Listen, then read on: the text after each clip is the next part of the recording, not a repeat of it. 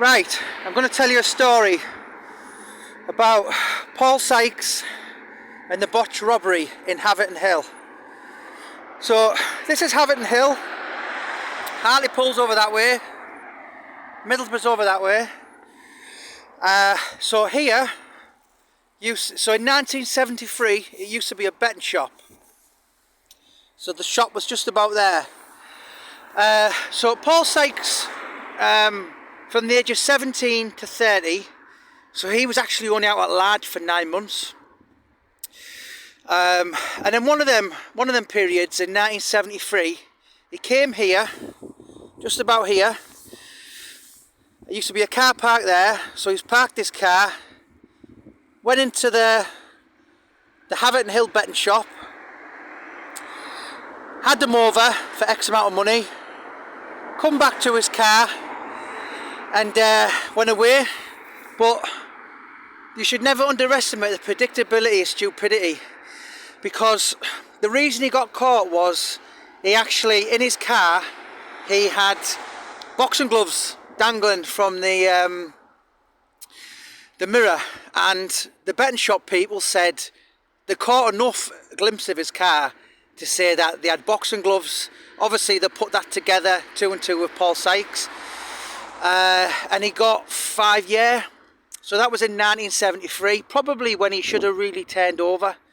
You know, but the British Boxing Board of Control, they knocked him back for a licence in 73. He then does 5 years in prison. Sorry, comes out in March 77, so he's done 4 years of the 5, and he gets a licence. So that is really because he was in Yorkshire, and the Yorkshire British Boxing Board of Control didn't want nothing to do with him. He's then moved to Middlesbrough, which is the northeast, different kind of board, if you like, and he got his licence, thanks being to John Spenceley and the late Tommy Miller. But this was the scene of where Paul Sykes done that robbery in 1973. And for a clever guy, you know, having some boxing gloves dangling off the front of your car, it's probably not the best thing to do, considering people knew him because he was a boxer. So this is where it happened. This is behind there. This is like an industrial estate, and there was a big row of shops here, and one of them was a betting shop. So that is where Sykesy tried to rob the bookies, got away with a lot of money, in fact. It was in the thousands. So this story is well known up here, considering he was from Yorkshire. I remember John Dryden, God bless him, God rest him, he told me the story a couple of years back, and I've spoke to another couple of people. So Sykesy had it on his toes when he done the robbery, and they caught him in Brighton, just after he's been married to his first wife. And the reason, another story I'll tell you as I'm walking back up here.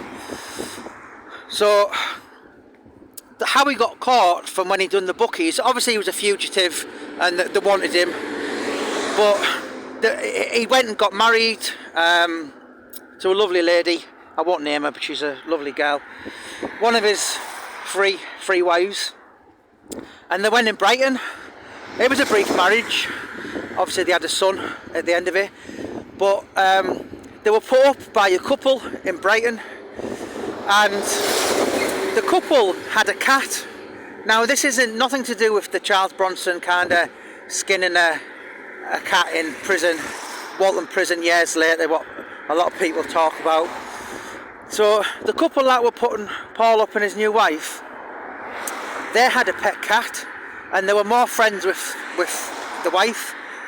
And one day they went home and they found a kitten dead, strangled. So then an hour later, an anonymous tip-off, and the boys in blue in the dozen came and arrested Sykes, and that was him, 73, and he was back out in March 77. So that was the story with that. That's come from, I actually, I do know the story from who Paul was married to. But yeah, that's the story of when Paul Sykes tried to, actually did rob the bookies, but he left a clue at the scene in the shape of a boxing glove in the front of his car, and that's what got him 5 years.